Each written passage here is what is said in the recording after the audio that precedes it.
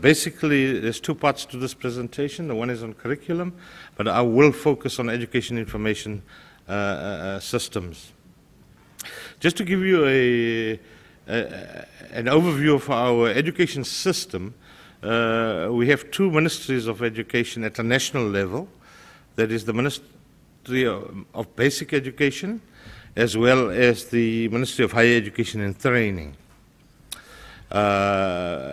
Basic education deals, by and large, and mostly in regards to schooling, and the implementation of schooling is also devolved to provinces. Well, actually not devolved, it's also a competence of provinces. So in a schooling system, primary, secondary, that's the sort of breakdown in terms of age groups, and obviously nursery school, grade school, or early childhood care, not necessarily part of school, but very important. And there is one other particular area that basic education deals with, and that is literacy and numeracy for adults. And then, of course, we've got a group of learners that have never been to school. On the other side, but just in terms of numbers, there are about 19 million in the population 0 to 19, of which about 10 million are of school-going age, and about 9.6 million are in school. So that's a participation rate of about 96%. In regards to compulsory schooling, which goes up to grade 9, the participation rate is about 98%. In the senior secondary, participation rate is between 67 and 80%. 80% if we count in the FET college enrollments.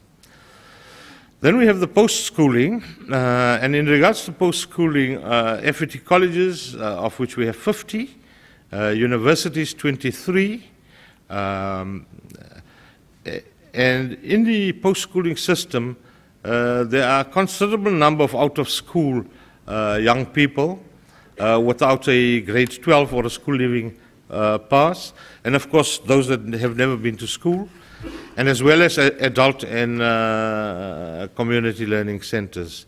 So about 1 million in the age group, sorry, that's incorrect, not 1 million.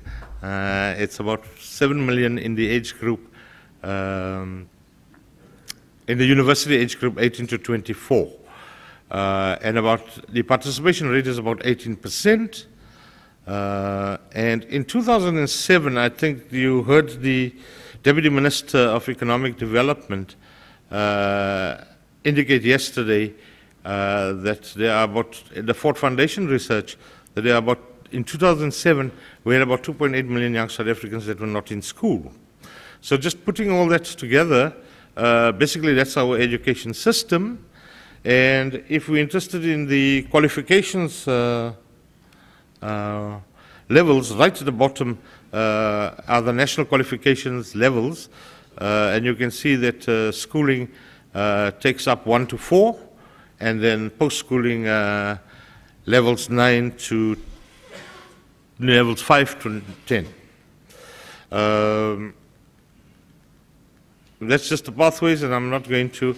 And those are the institutions. We have schools, we have literacy centers, FET colleges and universities, and adult and community learning centers. See, this movie sometimes is too slow.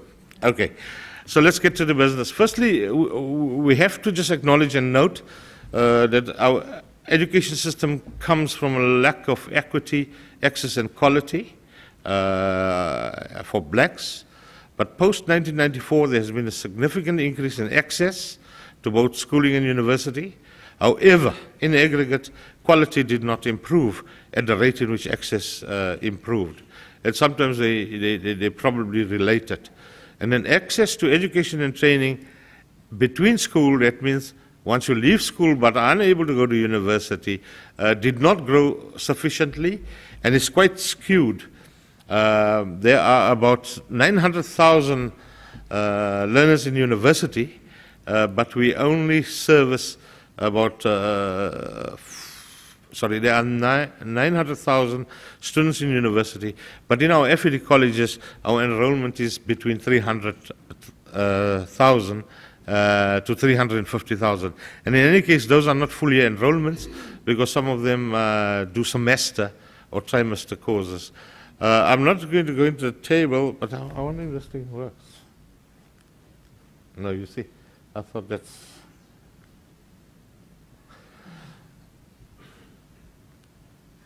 All right, this table, what is quite interesting is the 2007 study of the learners not employed, not in education, nor severely disabled, not in education or training. I see in the literature more commonly known as the NEET group, the NEET. And you will notice that in the blue section on the top, that we have about 1 million learners that have less than a grade 12. That are not working, are not in education institutions.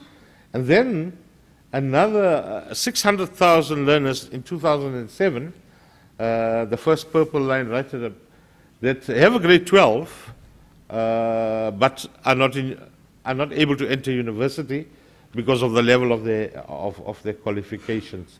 So already about 1.6 million of those particular learners. And this number, 2.8, is in 2007, and every year it grows at about, it grows by about 300 to 400,000. So we can add from 2007 to be able to infer what the figure is. Now, because of that problem that I alluded to, in 2007 there was major interventions, both structurally as well as reorganization of the education system. So firstly, the education and training was one of the 5 major priorities that the 2009 government administration was mandated to effect. Education then also featured on the 10 objectives that the administration set itself for the period 2009-2014, which in turn led to 12 outcomes. And the President assigned each one of those outcomes to ministers, so respective ministers, who in fact had to sign another document other than coming through the ballot box, had to sign a performance agreement with the President. And they had to establish implementation fora, and quarterly reports are presented to Cabinet in regards to progress. Major education changes were, as soon as the administration took office in 2009, almost immediately the two departments, the Department of Education was split into basic education and higher education and training. Then the function of training moved from the Department of Labor to the Department of Higher Education and Training. The integration of higher education and training towards a differentiated yet highly articulated quality system. As I indicated to you, the intermediary skills, that is, you're not in school but not also in university and not working, and high-level skills was a serious concern, and therefore there is high focus on them. The National Development Plan issued by the Planning Commission in the Presidency proposes to increase enrollment in universities from the current 900,000 to 1.65 million by the year 2030, and college enrollment from 700,000. Now, I indicated to you earlier it was about 350, but 700,000 are actually head counts. And if you count them as the year students, they come up to about 300,000. So from 700,000 to 2 million. And then the Education Green Paper for post-school projects an increase in enrollment in universities to 1.5 million and colleges to 4 million by the year 2025. So there is a disjuncture between the numbers for colleges. So all I can say is it's between 2 million and 4 million.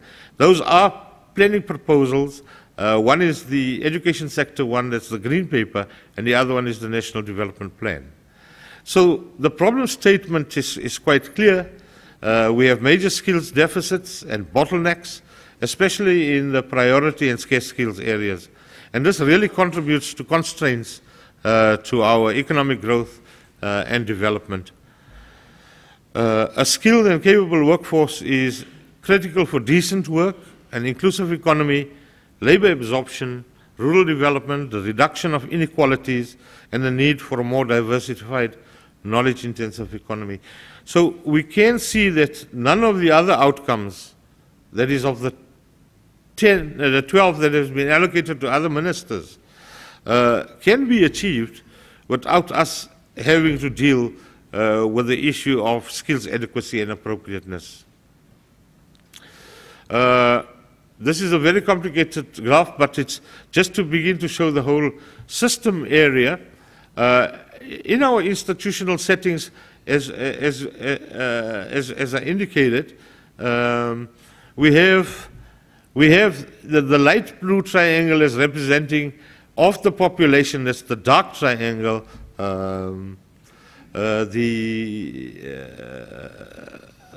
population that are in education and training. What we want to do is to deal with those edges, the dark blue edges outside, is, for example, those 2.8 million learners in 2007, to be able to afford them an opportunity of attending intermediary institutions like further education and training colleges or the newly envisaged community colleges.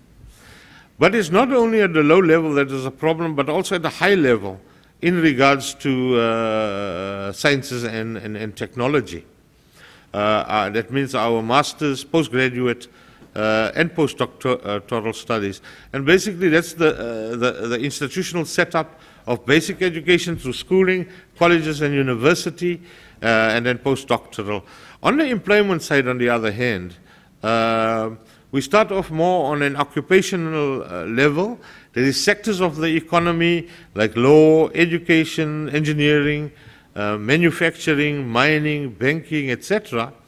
And one that can represent persons by occupations in employment where we have high-level skills going down to technical level skills and then to unskilled and semi-skilled particular workers. So clearly the movement within the education system and the workplace, education and training and skills are absolutely important. And so therefore the gap really in the population is to be able to deal with that wedge and the sizes of those particular triangles. Clearly, there is that space between the education and training institutions and the workplace. And as you're aware, we do have what is a 1% skills levy that generates about 10 billion rand per annum in regards to improving skills of workers in the workplace and of the unemployment. So we are looking at a situation in which you can move out from institutions into the workplace, from the workplace back into the institutions in terms of lifelong learning. Underpinning all this in terms of the education system is we do not have a thorough understanding of our skills needs, and therefore it's quite important that we're setting up systems to improve that. Communications of skills needs, included in this is career guidance, but also to be able to understand the signals coming from the economy in regards to the need of skills. I spoke about raising the base of those learners that are not in school or do not have sufficient qualifications to equip them to find adequate and decent jobs. I'm just going to rush through because I'm now on my 7th minute. Increasing the number and quality of workplace learning and a number of those particular research and developments, the science and technology, improve institutional efficiencies. Management, there's a serious problem in regards to management and governance capacity. So underpinning all this is funding and institutional support, international cooperation, partnerships, planning and resourcing, quality assurance, governance and management, policy advisory, information, and research and monitoring and evaluation. The outcome that our minister has to deal with in this next 5 years, ending in 2014, is to ensure a skilled and capable workforce to support an inclusive growth path. There are 3 elements to this outcome. They have 3 outputs. One output. The outcome, one of the outputs, is a credible mechanism for skills planning. And I think that brings us to the crux of the discussion this morning. And that is the development of a higher education and training management information system, integrated system, a labor market information system, as well as a career advice information system. What we often forget is that in the higher education and training system, we have to bring opportunities to the attention of young people, and for young people to make the right choices in regards to the career. Because if we succeed in them choosing the right career, we've probably won most of our battle in terms of the intrinsic motivation that they require to succeed in the system. That output that I indicated, the 3 sub-outputs, that is higher education, that's mostly administrative information, the labor market information system, and the career advice information, those 3 sub-outputs. All 3 have a common process that we're dealing with. Firstly, we need to build frameworks for cooperation and standardization. So it's an information policy, a framework for career development, as well as a framework for labor market information. That has been concluded by March 2012. We're now in the process of building the mechanisms in regards to interfacing of data systems and to exchange data in and within our whole system, within government, and then within the information available in the economy.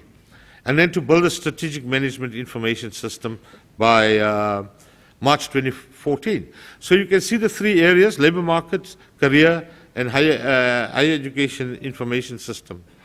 The higher education implementation system is about taking all our institutional information, that's the universities, vocational colleges, skills development, employer information, as well as the information from our quality councils. I'm not going to bore you with it. I'm sure the presentation is going to be available, but basically this is just a high-level map of bringing all that disparate systems, universities, college, etc., together into that integrated whole that can be utilized on the extreme right in terms of the purposes of that information. I think you will need to conclude in 1 minute. Thank you. So this is just about more detail about the subsystems. This is the career advice. The one previous to that was the labor market information system. And in conclusion, the open learning and education resource draft concept is another area that I didn't touch in the mechanism, but it is about ensuring that we're able to deal with that gap that I indicated of people not in school and not in university, is the establishment of a fully fledged open learning and open education resources system to increase access, where materials will be free, ICTs will be used as an enabler, computer-managed learning, as well as computer-assisted instruction, offering students support, as well as opportunities to be assessed and evaluated, offering qualification and non-qualification programs, which will require a massive investment in infrastructure, as well as in the development of materials. Thank you. I have put some references in the presentation, and I'm sure they'll be made available. Thank you.